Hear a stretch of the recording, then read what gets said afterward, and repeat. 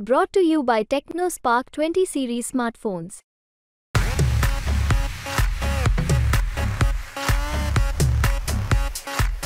महाविकास आघाडी आणि भाजप दोघांनी पूर्ण प्रयत्न केले. ही निवडणूक स्थानिक मुद्द्यांवरच नंतर ती आली आणि त्यामुळे ग्रामीण भागामध्ये खास करून जर बघितलं, ग्रामीण भागामध्ये स्थानिक मुद्दे चालले, तर शहरी भागामध्ये आपण जर बघितलं राष्ट्रीय मुद्दे चालले. करण पवार जरी उमेदवार असले तर त्यांच्या पाठीशी उन्मेष पाटील खंबीरपणे उभे होते. याला राष्ट्रीय मुद्द्यांना राष्ट्रीय पद्धतीने उत्तर देता येणं शक्य नव्हतं. परत त्यांच्याकडे एक आव्हान होतं, मशाल चिन्ह उभाटाला पहिल्यांदाच मिळालेलं होतं, ते घराघरात पोचवायचं होतं. मतदारांची तर विभागणी झालेली याच्यात स्पष्टपणे, कारण त्या पण ग्रामीण भागातल्या होत्या, हे पण आपल्या पारोड्याचे होते, त्यांचंही तिथे दबदबा होता. दोघांचं आपल्या ठिकाणी व्यवस्थित होतं. राष्ट्रीय मुद्द्यांना स्थानिक मुद्द्यांनी करण पवार यांनी काउंटर केलं आणि त्याच्यामुळे ही बऱ्यापैकी म्हणजे जी वन वे आपलं म्हणजे एकतर्फी निवडणूक वाटत होती ती शेवटच्या क्षणी म्हणजे अतितटीची झाली.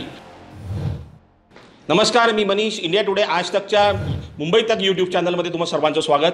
आज आम्ही जमलो आहोत जळगाव जिल्ह्याच्या वरिष्ठ पत्रकारांसोबत एक खास चर्चेसाठी की जळगाव आणि रावेर या लोकसभेच्या निवडणुका झालेल्या आहेत 13 मेला आणि 13 मे नंतर आता उत्कंठा लागलेली आहे 4 जूनची.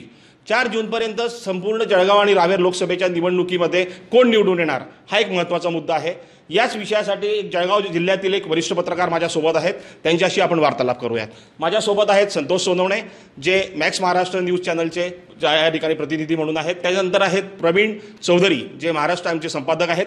त्यानंतर या बाजूला आहेत माझ्याबरोबर नरेंद्र कदम, जे इंडिया टीव्हीचे या ठिकाणी प्रतिनिधित्व करतात, आणि विकासजी बदाने, नवराष्ट्र जे संपादक आहेत आणि इलेक्ट्रॉनिक मीडियामध्ये यांचं चांगलं योगदान आहे.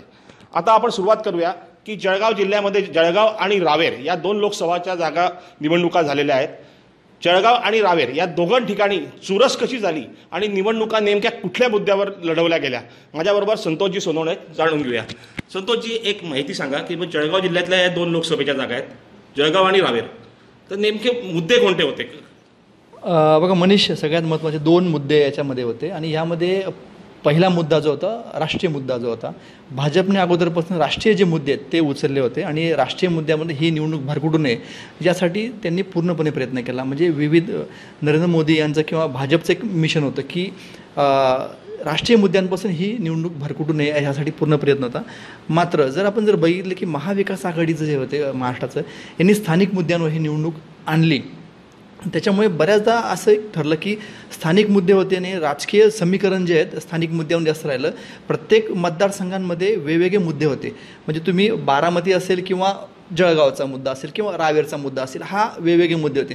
प्रत्येक इथे समजा केळीचा प्रश्न असेल तर इकडे जो स्थानिक मुद्दा दूध संघाचा मुद्दा उचलला गेला होता.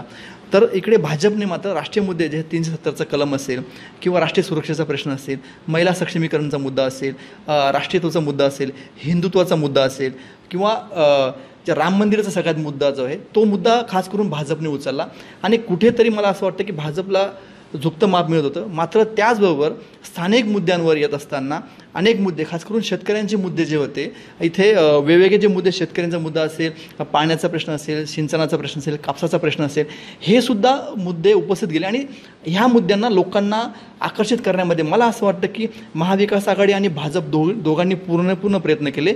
ही निवडणूक स्थानिक मुद्द्यांवरच नंतर ती आली आणि त्यामुळे ग्रामीण भागामध्ये खास करून जर बघितलं, ग्रामीण भागामध्ये स्थानिक मुद्दे चालले, तर शहरी भागामध्ये आपण जर बघितलं राष्ट्रीय मुद्दे चालले की राष्ट्रीय सुरक्षेचा मुद्दा खूप महत्त्वाचा होता. असे हे महत्त्वाचे मुद्दे होते.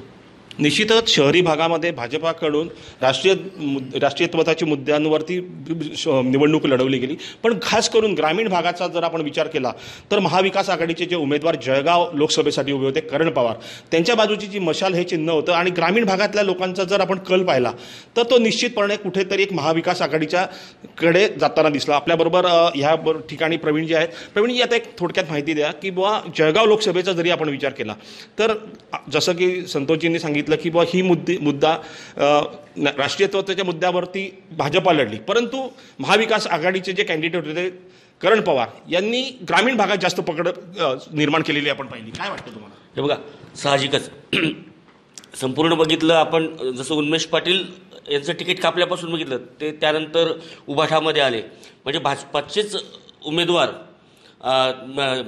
उमेदवार फोडून उभाठाने उभा केला होता आणि त्याच्यामुळे सुरुवातीला ही एकतर्फी भाजपाला, जोपर्यंत उभाठाला उमेदवार मिळत नव्हता ही एकतर्फी वाटत होती आणि भाजपाचे सर्वात आधी संपूर्ण देशभरात जे मुद्दे होते तो त्यांनी नरेंद्र मोदींवर फोकस केला होता. यंदाचं त्यांचं अब की बार 400 पार आणि मोदी की गॅरंटी हा विषय त्यांचाच देशभरात होता आणि जळगाव जिल्ह्यात दोघी मतदारसंघात भाजपाने त्याच पद्धतीने प्रचारही केला होता.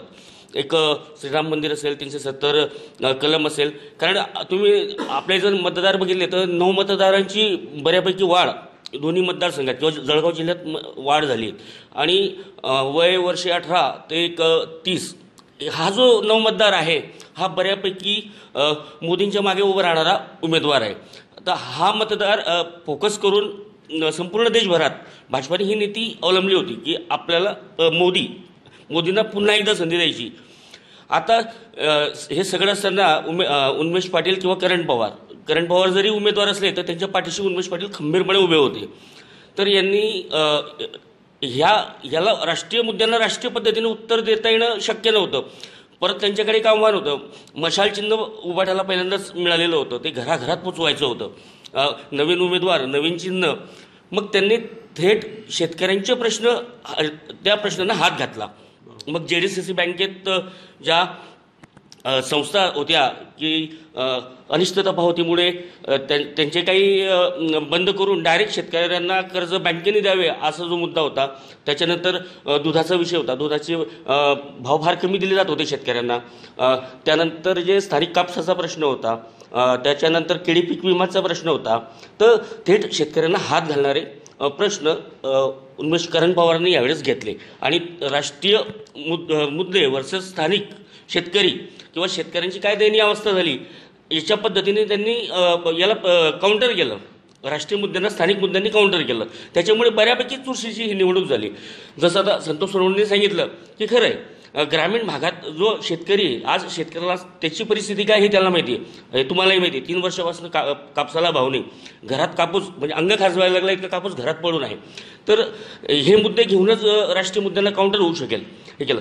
पण शहराचा जो मतदार आहे त्याने राष्ट्रीय सुरक्षितता असेल किंवा एक हिंदुत्ववाद असेल किंवा श्रीराम मंदिर असेल आणि खरं म्हणजे शहरामध्ये RSSची जी मजबूत बूथ यंत्रणा आहे किंवा संघटना आहे ते पण बऱ्यापैकी जोरात होतं. त्या मानाने करण पवारांचा जर विचार केला तर ते पहिल्यांदाच उबाठामध्ये आले होते. उबाठाचं सुद्धा यंदा उबाठा नवीनच आली, म्हणजे 2 गट झाले. त्याच्यामुळे प्रत्येक बूथ तितका सक्षम त्यांच्यामध्ये नव्हता. तर त्यामुळे राष्ट्रीय मुद्दे आणि राष्ट्रीय मुद्द्यांना स्थानिक मुद्द्यांनी करण पवार यांनी काउंटर केलं आणि त्याच्यामुळे ही बऱ्यापैकी म्हणजे जी वन वे आपलं म्हणजे एकतर्फी निवडणूक वाटत होती ती शेवटच्या क्षणी म्हणजे अतितटीची झाली.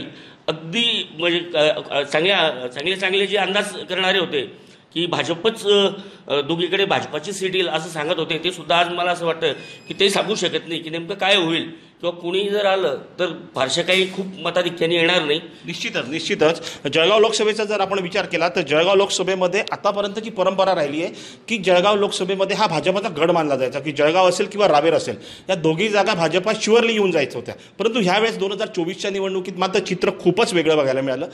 महाविकास आघाडीकडून पूर्णपणे त्यांना एक चुरस दिली गेली आणि खास करून ग्रामीण जनता जी होती ती ग्रामीण जनता ही कुठेतरी एक महाविकास आघाडीच्या उमेदवाराच्या मागे आपल्याला दिसत होती. पण या संपूर्ण निवडणुकीमध्ये अजून एक अभ्यास करण्यासारखा एक विषय आहे की या जातीय समीकरण कुठे बघायला मिळालं का. आपल्याबरोबर नरेंद्रजी कदम आहेत. नरेंद्रजी, विचारतो तुम्हाला की बाबा ह्या संपूर्ण जळगाव लोकसभेच्या निवडणुकीमध्ये जातीचं समीकरण बघायला मिळालं. जातीचं समीकरण असं आहे की 2 प्रकारे आहे. रावेर मतदारसंघ पाहिला तर तिथे लेवा पाटील आणि गुजर समाज. खास करून आपण पहिल्यांदा जळगाव लोकसभेचा विचार करूया. जळगाव लोकसभेमध्ये आपण करण पवार किंवा हे स्मिता वाघ ज्या उभ्या होत्या यांच्या ह्याच्यामध्ये जास्त करून मराठा बहुल हा क्षेत्र आहे. जास्त करून मराठा समाज ज्याच्या मागे राहील तो प्रतिनिधी निवडून येईल डेफिनेटली. परंतु जळगाव लोकसभेचा जर आपण विचार केला तर स्मिताताई वाघ ज्या होत्या त्याही देखील मराठा समाजाच्या आहेत आणि करणदादा पवार हे देखील मराठा समाजाचे. दोघेही उमेदवार एक मराठा समाजाचे होते. त्यातल्या त्यात परिस्थिती मतदारांची काय झाली? मतदारांची तर विभागणी झालेली याच्यात स्पष्टपणे, कारण त्या पण ग्रामीण भागातल्या होत्या, हे पण आपल्या पारोड्याचे होते, त्यांचंही तिथे दबदबा होता. दोघांचं आपल्या आपल्या ठिकाणी व्यवस्थित होतं. पण याच्यात एक मेक अशी होती की त्यांनी जे प्रचार सुरू केला करण पवारांनी, त्यांनी एक ब्रीदवाक्य वापरलं. पहिला विकास खानदेशचा, नंतर देशाचा. म्हणजे त्यांनी हे सांगितलं की खानदेशकर जे आहे ते शेतकरी आहे किंवा युवा वर्ग आहे किंवा MIDC असेल इथले ज्याप्रमाणे सगळंच बाहेर चाललेलं इथलं, तर त्यांनी त्याच्यावर हात टाकला आणि त्याच्यावर हात टाकल्यामुळे काय झालं की ग्रामीण भागातले लोक त्यांच्याकडे लगेच सोप्या पद्धतीने वळले. कारण त्यांना असं वाटत होतं की आम्हीच जर सुखी नसेल, आमचाच कापूस जर घरात पडला असेल किंवा आमचंच सगळं अन्नधान्य इकडे हे होत असेल तर आम्ही देशाचा विचार कसं काय, आम्हीच जर डिस्ट्रॉय होत असेल, अशी भावना आम्ही खेड्यापाड्यात जाऊन पाहिलेली लोकांची, विचारल्या लोकांना, तेव्हा कळलं आम्हाला की हे भयानक आहे. म्हणून त्यांची जी पद्धत होती एक प्रकारे, ठीक आहे निवडून कोण येईल काय येईल ती नंतरची गोष्ट आहे, पण हे खरं आहे की जातीवर पण हे इलेक्शन होतं आणि कुठेतरी ग्रामीण भाग आणि शहरी भाग या 2 भागामध्ये इलेक्शन वाटलं गेलेलं आहे. निश्चितच जळगाव लोकसभेचा जर आपण विचार केला तर जळगाव इथल्या लोकसभेमध्ये दोघंही उमेदवार हे मराठा समाजाचे होते. एक भाजपाच्या स्मिता वाघ आणि दुसरे करण पवार. तर जातीय समीकरणाचा खास करून या विषयावर खूप काही परिणाम होईल असं मला तरी आत्ता वाटत नाही. माझ्याबरोबर विकासजी आहेत, विकासजींशी चर्चा करूया की विकासजी एक थोडक्यामध्ये आता जाती समीकरणाचा विचार जर आपण केला तर खास जळगाव लोकसभेत काही एवढं वाटत नाही. तुम्हाला काय वाटतं? नाही, जळगाव लोकसभेमध्ये आपण जर पाहिलं तर दोघं उमेदवार हे मराठा समाजाचे आहेत, परंतु मध्यंतरी असा अपप्रचार केला गेला BJPच्या उमेदवाराच्या बाबतीत. गिरीश महाजनांनी सुद्धा भाषणामध्ये उल्लेख केला की स्मिता वाघ या ब्राह्मण आहेत, परंतु वास्तविक त्या मराठाच आहेत. दोन्ही उमेदवार मराठा असल्यामुळे इथं डिवायडेशन मराठा मतदारांमध्ये झालेलं आहे. परंतु या ठिकाणी एक प्रकर्षाने एक म्हणता येईल की स्मिता वाघ या भाजपच्या उमेदवार होत्या आणि करण पवार या उद्धव बाळासाहेब ठाकरे पक्षाच्या उमेदवार होत्या. यावेळी असं झालं की आपण जर पाहिलं 2014, 19 आणि 24चं इलेक्शन, याच्यामध्ये तफावत अशी की 14च्या निवडणुकीमध्ये पूर्णपणे अख्खा देश मोदींच्या बाजूने होता.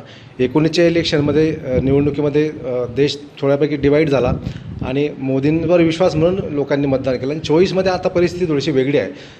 याच्यामध्ये काय झालं की भाजपने पूर्ण राष्ट्रीय मुद्दे या सगळ्या निवडणुकीमध्ये प्रचारात आणले आणि महाविकास आघाडी जी आहे त्यांनी स्थानिक मुद्द्यांवरती भर दिला. माझ्या आधीचे सगळे जे गेस्ट आहेत तेच म्हटले की लोकलचे, जसं जळगावमध्ये उबाटाच्या उमेदवारांनी बॅनर्स लावले की देशाचा विकास होत राहील, माझं जळगावचं काय. जळगावमधले जे प्रश्न असतील, जळगाव जिल्ह्यातले जे प्रश्न असतील, म्हणजे इरिगेशनचे प्रकल्प जे पेंडिंग आहेत 30-30 वर्ष, इथं जे रस्त्यांची कामं अजून पेंडिंग आहेत, हायवेची कामं झाली असेल, पण अंतर्गत जे तालुक्यांना जोडणारे, गावागावांना जोडणारे ते रस्त्यांची कामं या ठिकाणी बाकी आहेत. पिण्याच्या पाण्याची योजना अजून बऱ्यापैकी बाकी आहेत.